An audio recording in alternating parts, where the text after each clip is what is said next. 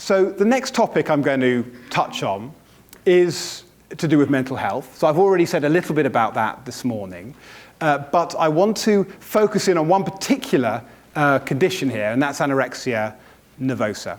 Yeah?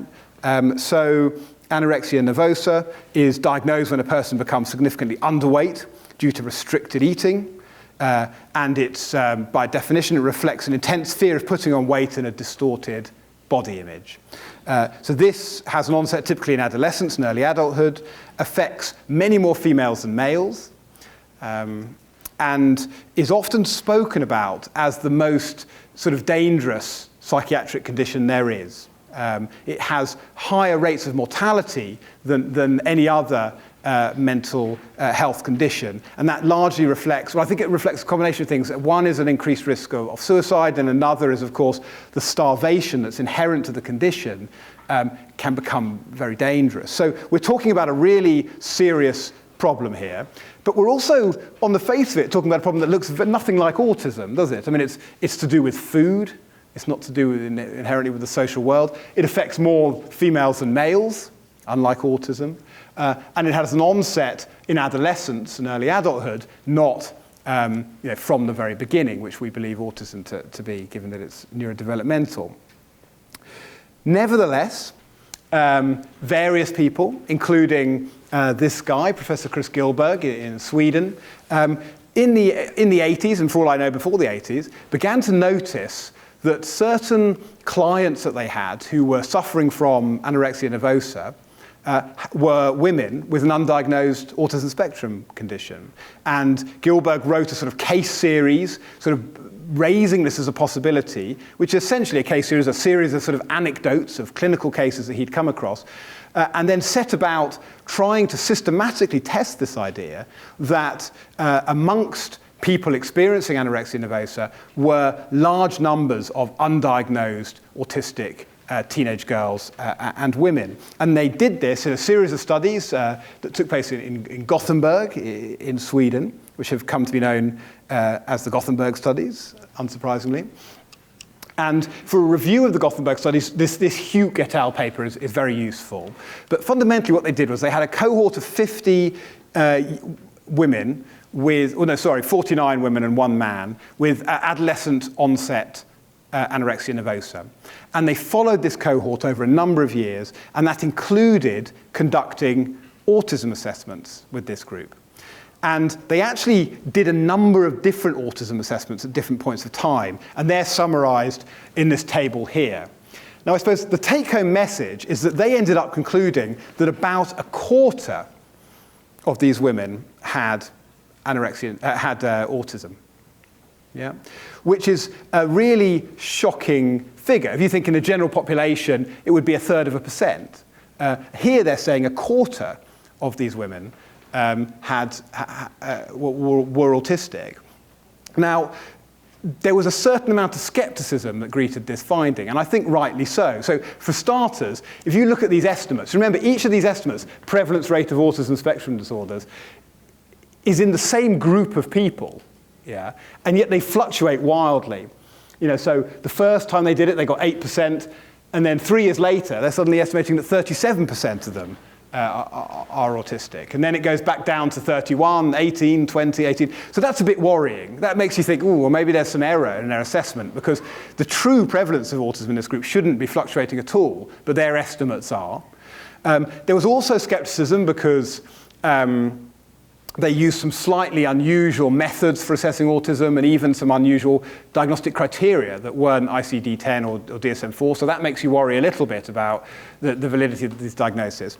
But there was another reason that is perhaps more important as to why people were skeptical about this finding, that a quarter of women with anorexia are autistic, and that is starvation.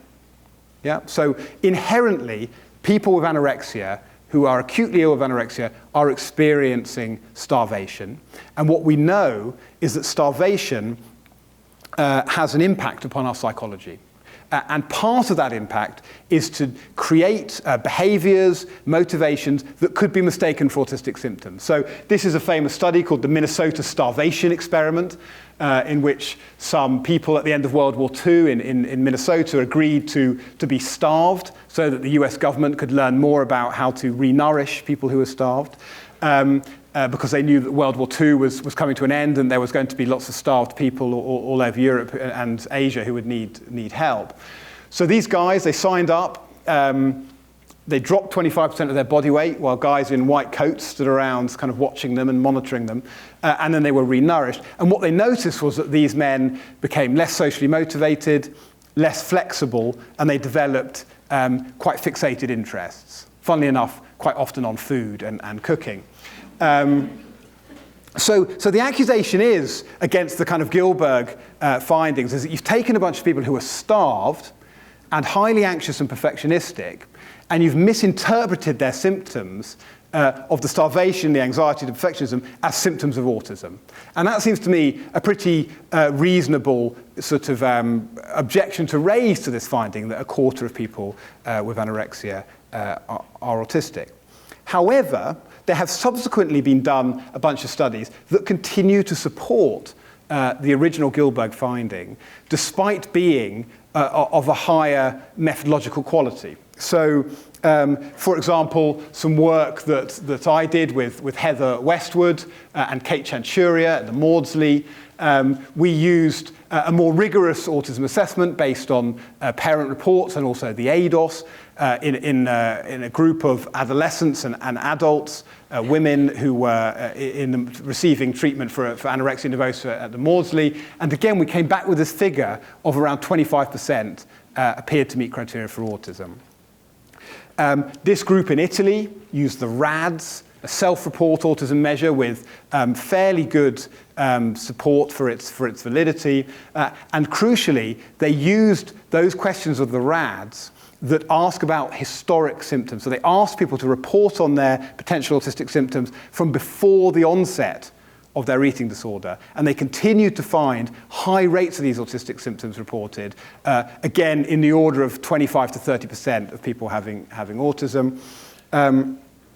And also, from the Gothenburg Studies, Ankersater et al. Published a more rigorous, a better conducted autism assessment in that Gothenburg cohort after they'd almost all recovered their body weight, and they continued to find 25 to 30% meeting criteria for autism. So, you know, it's quite hard to argue off the back of this that this is just an illusion. It seems to me the evidence points much more clearly to this idea, and certainly this is backed up by my conversations with eating disorder clinicians and by the assessments I've done in women with eating disorders, that there is a substantial proportion of women who are presenting primarily with severely restrictive eating who have an undiagnosed autism spectrum disorder, and that may be as high as 20 to 30% of those who are receiving treatment for anorexia nervosa. Now, this matters. Women with anorexia nervosa in the context of autism, usually their autism is unrecognized. They seem to experience the worst outcomes amongst AM patients. Yeah? And given that this is a condition that doesn't have particularly good outcomes in the first place, that's not great. There's also emerging evidence that those with high autistic traits presenting to eating disorder services benefit the least from current eating disorder services, from the treatments and the support that is on offer in eating disorder services. And in the UK, we have NICE guidelines. I don't know if people have heard of these. So these are like the government essentially pays for bodies of experts to summarize the available evidence for a particular condition and to sort of spell out for clinicians what an ideal treatment plan would look like for that condition. And there are NICE guidelines for anorexia nervosa.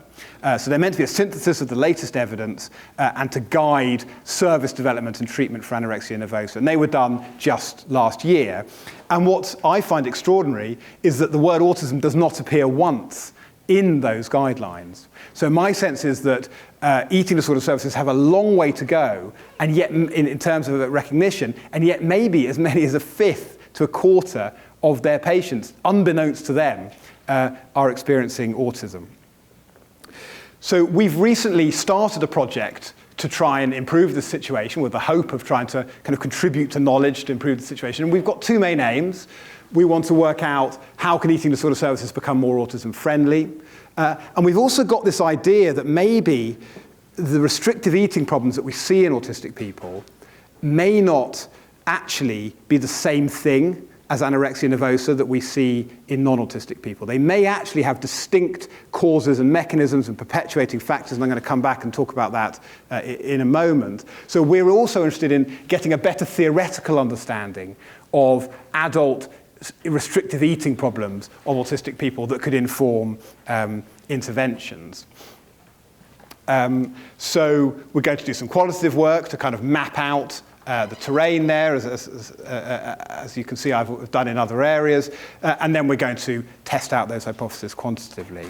But I just wanted to share with you, again, this is essentially a kind of just slightly above the sort of status of anecdote, but nevertheless the early findings from our focus group work and our conversations with autistic women with eating disorders and expert clinicians on some of the potential ways, directions this research is heading. So, for example, practical ways in which eating disorders services can become more autism friendly. Awareness of sensory issues is a really obvious one. So I remember talking to one person who had, part of her treatment was that she had to go 3 times a day into a certain room that was in the clinic, and she had to finish her meal, so that she could retain her body weight. Now that room was noisy, and it was lit with fluorescent strip lighting, and so she had not a chance of fulfilling this very difficult task of eating that food because she was dealing with this sensory overload, and there was no awareness of that in the service. So simple steps like people being acknowledged, sensory issues being acknowledged. Another interesting one is that a lot of this work is taking place in adult services. And I've had quite a few conversations with autistic women who said, actually, they didn't really want my parents to be involved. It wasn't in their model, it's not what they expected, and yet my parents are a very important part of my support network, and I would find it helpful if they could come to appointments, they could help me retain information, they could be involved in my care in a model that you would expect to see more in a child and adolescent mental health service. Group work. There's other instances where in some of these centres, the idea is you sit round in a group, reflect on your feelings, so on and so on. That can be a real barrier for some autistic women. And again, it becomes a situation where the treatment is adding to your problems rather than subtracting from them. And a general theme that is emerging from our data is greater autism awareness. Now, what about this idea of developing a better understanding of what causes and maintains restrictive eating difficulties of autistic people? Because what we're working from here is a broad overarching hypothesis that in many cases, when an autistic person is diagnosed with anorexia nervosa, that's actually a bit of a mislabeling of the causes of their restrictive eating.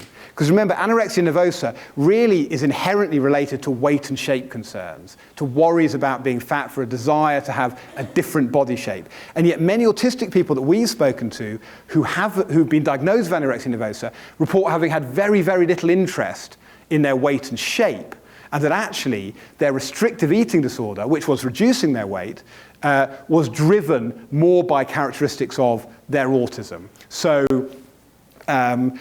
for example, I remember talking with one person who found that she reflected that she'd had several episodes where she'd been hospitalized due to very, very low body weight.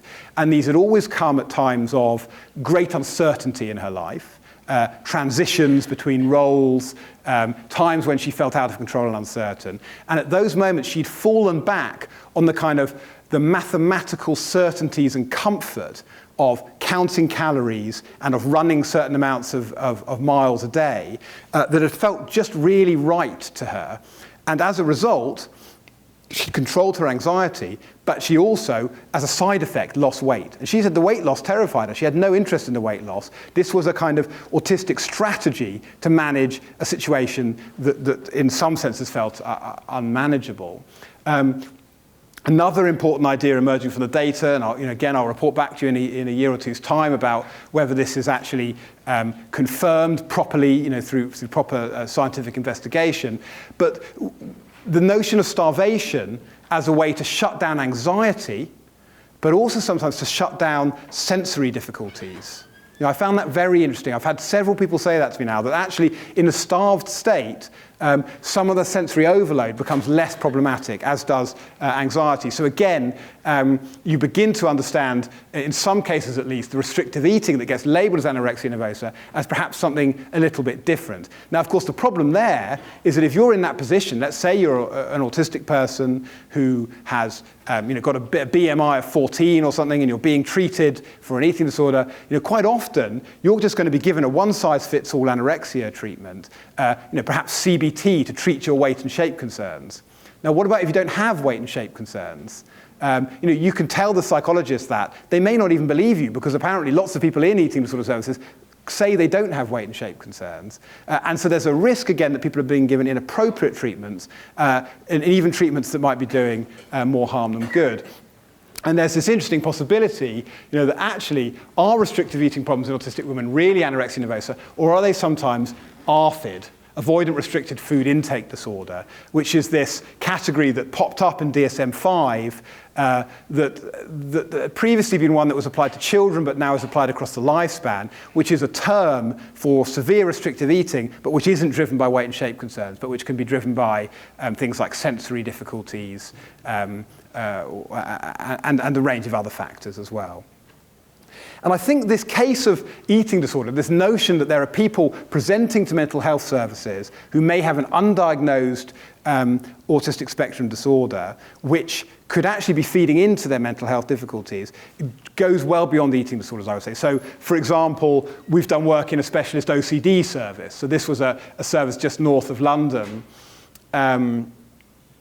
which is like a national service. So it's fundamentally, it's kind of for people who haven't responded to OCD treatment in their local services. They can get referred on to this more specialist service. And we found that a large proportion of those individuals, including of the women who were presenting there, had, according to our assessment, which was a pretty good assessment that was involved a proper clinical interview, had an undiagnosed autism spectrum disorder. And again, an interesting line of inquiry will be the extent to which, was the OCD that those people had, a kind of, in quotes, classic case of OCD, as would be formulated by cognitive behavioral therapy, kind of safety behaviors, trying to manage responsibility beliefs, or actually was it more a kind of more neurodevelopmentally driven condition that would require different types of treatments and different ways or different types of management?